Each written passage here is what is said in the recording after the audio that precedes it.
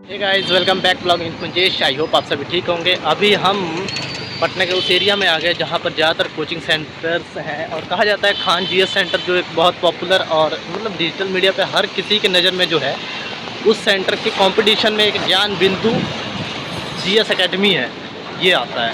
दिखाता हूँ। तो भाई पूरी बात ये है कि जो ज्ञान बिंदु के फाउंडर हैं उनके ऊपर, उनके भाई के ऊपर, उनके स्टाफ के ऊपर और इस संस्थान को के मैनेजिंग डायरेक्टर जो है उनके ऊपर जानलेवा हमला हुआ है। एक बार नहीं, कई बार हुआ है।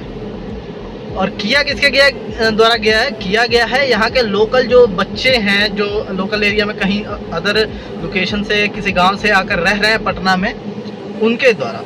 और कहा यह भी जा रहा है कि किसी जाने पहचाने या इनके किसी कॉम्पिटिटर ने ये कराया हुआ है।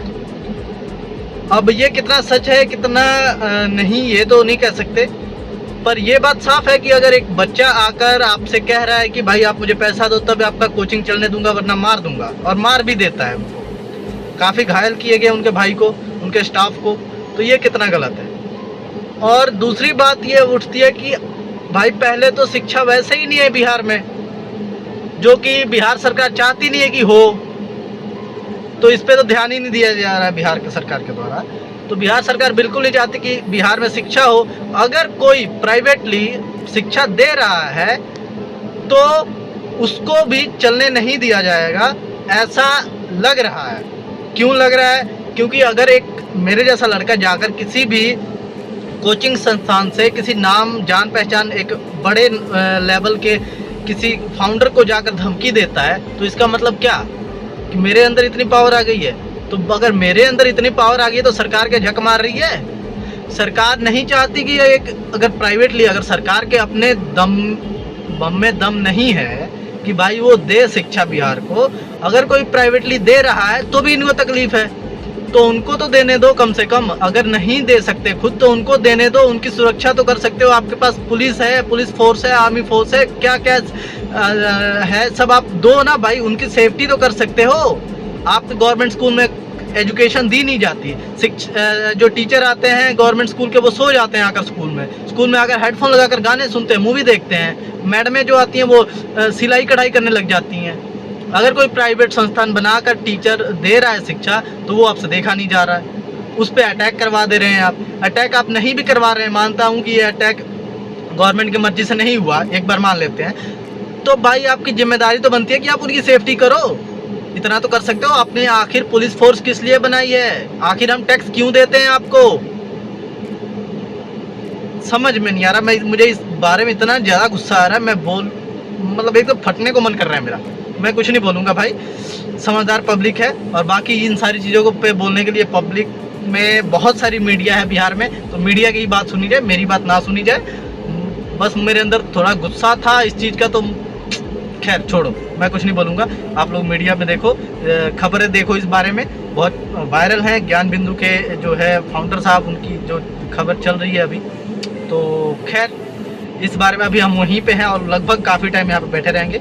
आगे क्या होता है, क्या होगा, कहाँ जाएंगे, कुछ पता नहीं है। वेट।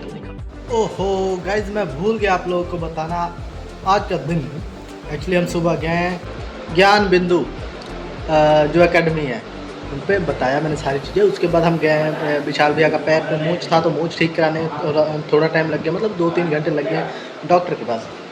उसके बाद फिर हम लोग गए हैं, एक बच्चा जो पवन सिंह के साथ वायरल था, क्या नाम था, रुद्र नहीं नाम था उसका, सूर्य प्रताप सिंह, उसकी पोस्ट भी इंस्टाग्राम पे पवन सिंह ने शेयर की थी, उससे मिलने।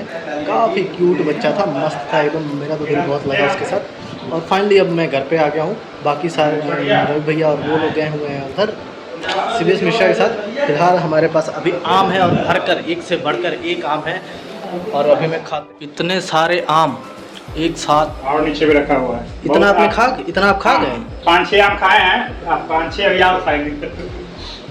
उधर 9 खा चुका हूँ, 9 आम पूरा देखिए वहाँ। मैं कुल खा जाऊंगा। मैंने तो तब से 2 ही खाए यार। कितनी स्पीड है आप लोग सच में? उतना मशीन उसको पूरा खा जा रहा है। इधर है अब मुझे तो लग रहा है साला खाते रहो इसको। अब खाना भी नहीं बन रहा है, बंद हाँ, इसी को खा के रहना है। हम लोग का राजा नाम है। ओ समझे क्या? अब तक मैंने सिर्फ 2 ही खाया, ये लोग 8-8 9 खाए। हाँ क्यों पूरी खाया? क्योंकि तुम लोग उधर से आता है, उत्तर से हम लोग आते हैं मगध के लोग आम बहुत ज्यादा खाता है। ऐसा भी है। 20-20 पीस खा सकते हैं हम एक बार। हो सकता है। मगध के लोग शेर होते हैं, शेर की तरह खाते हैं, नोच नोच के।